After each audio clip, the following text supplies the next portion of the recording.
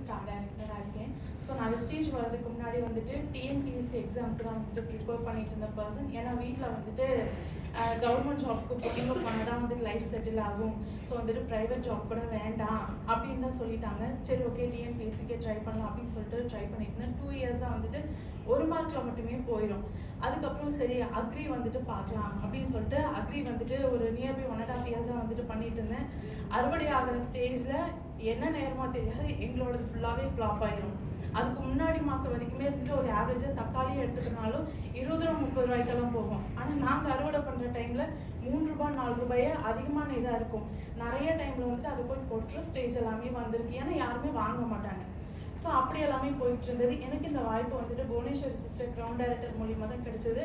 Training 7 மணிக்கு attend பண்ணியிருந்தேன். So பிடிச்சிருந்தது. ப்ராடக்ட்டை வாங்கினா நம்மளுக்கு இன்கம் அப்படின்னு சொல்கிறாங்களே, சரி ட்ரை பண்ணலாம் அப்படின்னு சொல்லிட்டு ட்ரை பண்ணதான். அதுக்கு முன்னாடி நிறைய நெட்வொர்க் மார்க்கெட்டிங் பண்ணியிருக்கேன். நிறைய பிளேஸில் எனக்கு அமௌண்ட்டுமே ஒரு 40,000 மேலேயே லாஸ் ஆகிருக்கு. சரி இதில் வந்துட்டு ப்ராடக்ட்டை வாங்கினா இன்கம் அப்படின்றப்போ ட்ரை பண்ணலாம் அப்படின்னு சொல்லிட்டு வந்த பிளேஸ் தான்.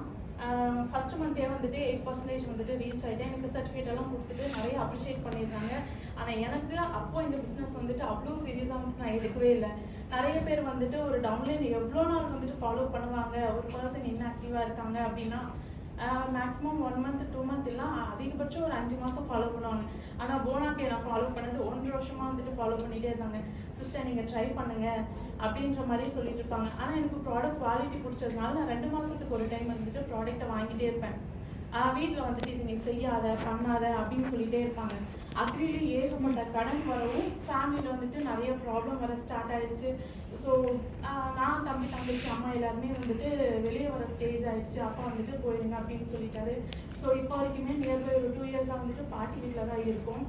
அண்ட் வந்துட்டு ஏன்னா அதிகமாக கடன் ஆனதுனால இந்த கடனால எங்களால் வந்துட்டு இது பண்ண முடியாது அப்படின்னு சொல்லிட்டு அனுப்பிட்டாங்க. அப்போதான் எனக்கு லைஃபோட சீரியஸ்னஸே வந்துட்டு தெரியுது. அதுக்கு முன்னாடி வரைக்கும் நம்மளுக்கு யாராவது வந்துட்டு இப்போ மொபைல் ரீசார்ஜ் பண்ணுறதுக்கே வந்துட்டு பேரண்ட் யாராவது பண்ணி கொடுப்பாங்க இல்லையா, நம்ம போட்டு விடல அப்படின்னாலும் நான் அழுவேன். எனக்கு கண்டிப்பாக ரீசார்ஜ் பண்ணி கொடுக்கணும் அப்படின்னு சொல்லிட்டு அழுவேன். அது 2 ஜிபிக்கு தான் எனக்கு போடணும் அப்படின்னு சொல்லிட்டுமே நான் சண்டை போடுவேன். அவங்க என்ன பண்ணுவாங்க, சரி அழுகிறாங்களே அப்படின்னு சொல்லிட்டு போட்டு விட்டுருவாங்க.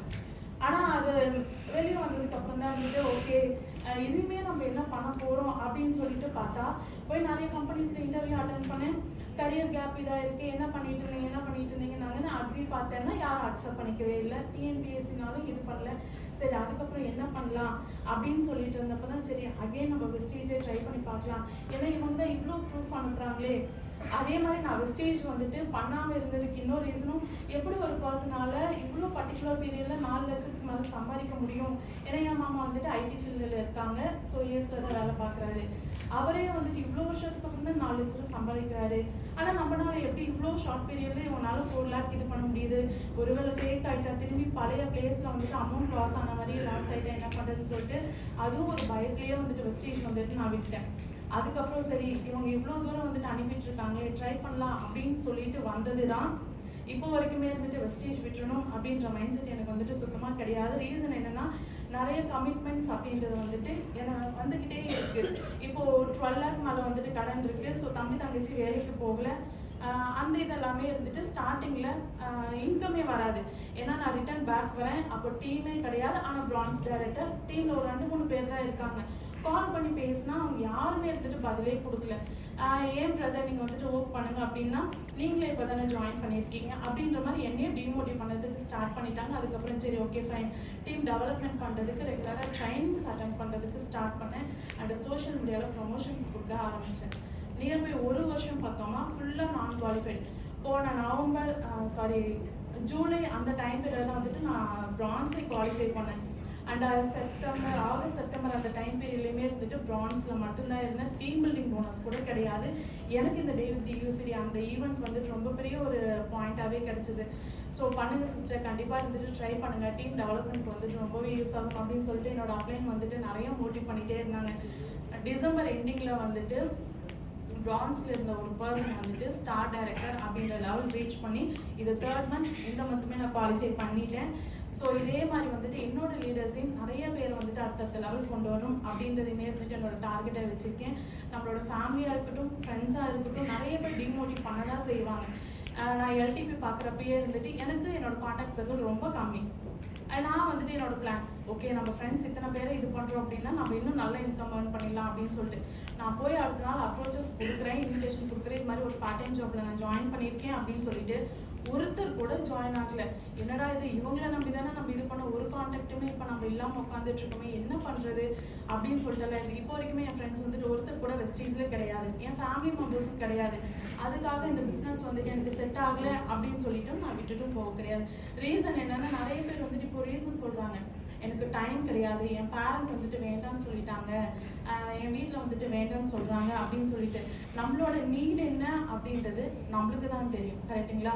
ஸோ அவங்க வேண்டாம்னு சொல்லிட்டாங்க அப்படின்றதுக்காக நான் வெஸ்டீஜை விட்டுருக்கேன் அப்படின்னா இன்னைக்கு எனக்கான இவ்வளோ இன்கம் அப்படின்றது வந்துட்டு வரதுக்கு ஸ்டார்ட் ஆகிருக்காது.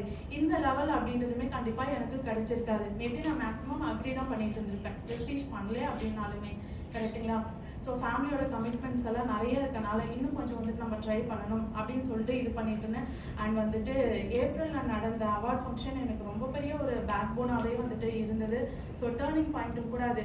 அவார்ட் வாங்கினேன், வீட்டில் வந்துட்டு பேசிட்டு இருந்தவங்க எல்லாருமே சைலண்ட் ஆக ஆரம்பிச்சாங்க, என்ன ஃபோனையே வச்சுட்டு இருக்கேன் அப்படின்ட்டுலாம் ரொம்ப வந்துட்டு இது பண்ணிகிட்டே இருந்தாங்க, சைலண்ட் ஆக ஆரம்பிச்சாங்க. ஏன்னா நான் அவார்டை வாங்கிட்டு போனேன். ஸோ அதுக்கப்புறம் இருந்துட்டு தாய்லாந்து ட்ரிப் அதை விட ரொம்ப பெரிய ஒரு ப்ளஸ்ஸாக வந்துட்டு கிடைச்சது என்னோட டீம் டெவலப்மெண்ட்டுக்கு. ஸோ தாய்லாந்து போயிட்டு வந்ததுக்கப்புறம் டீம் வந்துட்டு கொஞ்சம் கொஞ்சமாக க்ரோ ஆக ஸ்டார்ட் ஆனது. ஃபாலோப்பில் வச்ச லீடர்ஸ் எல்லாருமே வந்துட்டு ஒர்க் பண்ண ஸ்டார்ட் பண்ணாங்க. ஏன்னா நம்மளை வந்துட்டு ஃப்ரீயாக யாருமே வந்துட்டு இது பண்ண மாட்டாங்க, சும்மா இத்தனை பேரையும் கூட்டிகிட்டு போக மாட்டாங்க இல்லையா? ஸோ அது எல்லாமே பிக்சர்ஸ் எல்லாம் ஷேர் பண்ண ஓகே சிஸ்டர் நானும் பண்ணுறேன்னு சொல்லிட்டு ஃபாலோப்பில் இருந்த லீடர்ஸ் எல்லாமே ரெகுலராக ஒர்க் பண்ண ஸ்டார்ட் பண்ணாங்க. அடுத்தது வியட்நாம் ட்ரிப்புமே இருந்துட்டு எலிஜிபிளாக இருக்கேன். ஸோ டீமில் இருக்கவங்க எல்லாருமே இருந்துட்டு முன்னாடி விட நல்லா வந்துட்டு பூஸ்டப்பாக வந்துட்டு பண்ண ஆரம்பிக்கிறாங்க. நாம் என்ன பண்ணுறோமோ நம்ம டவுன்லைன்ஸ் வந்துட்டு அப்படி தான் பண்ணுவாங்க. நம்ம ரீசன் சொல்லிகிட்டே இருக்கோம் அப்படின்னா கண்டிப்பாக நம்மளோட லீடர்ஸும் ரீசன் சொல்ல ஆரம்பிப்பாங்க. எனக்கு ரொம்ப பெரிய ஒரு ப்ளஸ்ஸான ஒரு விஷயம் வந்துட்டு சண்டேல அச்சீவர்ஸ் ட்ரைனிங் தான் வந்துட்டு அதில் நிறைய பேர் பேசுறதெல்லாம் கேட்பேன். இவங்க இவ்வளோ ஸ்ட்ரகிள்ஸ் வந்துட்டு ஃபேஸ் பண்ணி வராங்க அப்படின்றப்போ நம்ம அந்த அளவுக்கு கூட நம்மளுக்கு கிடையாது. ஏன்னா நம்ம எல்லாருமே யோசிக்கிறது என்னன்னா நம்மளுக்கு மட்டும்தான் கஷ்டம் இருக்குது, நம்மளுக்கு மட்டும்தான் வந்துட்டு இவ்வளோ விஷயங்கள் இருக்குது அப்படின்னு சொல்லிட்டு அதெல்லாம் கிடையாது. நம்மளை விட நிறைய பேருக்கு வந்துட்டு ஏகப்பட்ட விஷயங்கள் இருக்குது. ஸோ சிஸ்டர் கூட வந்துட்டு 23 இயர்ஸில் வந்துட்டு ஒரு வீடு கட்டுறாங்க அப்படின்னா அது சாதாரண விஷயமும் கண்டிப்பாக கிடையாது, கரெக்டுங்களா? 40 வயசாலையுமே நிறைய பேர் வந்துட்டு ஆக்டிவ் இன்கம்ல தான் வந்துட்டு வேலை பார்த்துட்டு இருக்காங்க. ஸோ அது மாதிரியெல்லாம் இருக்கனால அச்சீவ்ஸ் ட்ரைனிங் வந்துட்டு நிறைய பேர் பேசுறதெல்லாம் கேட்டு எனக்கு அதே வந்துட்டு ஒரு பூஸ்டப்பாக இருக்கும். எங்கெல்லாம் நான் டவுன் ஆகணும்னோ அந்த இடத்துலலாம் எனக்கு அச்சீவர்ஸ் ட்ரைனிங் வந்துட்டு ரொம்ப பெரிய ஒரு ப்ளஸ்ஸாக இருந்தது. அதே மாதிரி நான் ஏன்னா நிறைய விஷயங்கள் வந்துட்டு ரிஜெக்ஷன் ஹேண்டிலிங் எல்லாம் வந்துட்டு நான் ஹேண்டில் பண்ணியிருக்கேன். அந்த டைம் பீரியட் எல்லாமே கிரீஷ் பிரதரோட அந்த ட்ரைனிங் எல்லாம் ரொம்ப பெரிய ஒரு ப்ளஸ்ஸாக இருக்கும். அதில் ஒரு கொஸ்டினுக்கு பலவிதமான ஆன்சர்ஸ் அப்படின்றது கிடைக்கும். ஓகே இந்த இடத்துல நம்ம இதை வந்துட்டு பேசலாம், இதை வந்துட்டு இனிமேல் இது மாதிரி ஷேர் பண்ணலாம். டவுன்லைன்ஸ் கேட்குற கொஸ்டினுக்கு என்கிட்ட 4 ஆன்சர் அப்படின்றது அந்த ஒரு ட்ரைனிங்லேயே கிடைக்கும். ஸோ இது மாதிரிலாம் தான் கிடைச்சிது. அண்ட் வந்துட்டு ரொம்ப பெரிய சான்ஸ் அப்படின்றது எல்லாருக்கிட்டையுமே கிடைச்சிருக்கு. அண்டு யாராவது சொல்கிறாங்க அப்படின்னு சொல்லிட்டு விட்டுட்டு போகிறோம் அப்படின்னா கண்டிப்பாக நம்மளுக்கான லைஃப் சேஞ்ச் அப்படின்றது வந்துட்டு கண்டிப்பாக அது நடக்காது.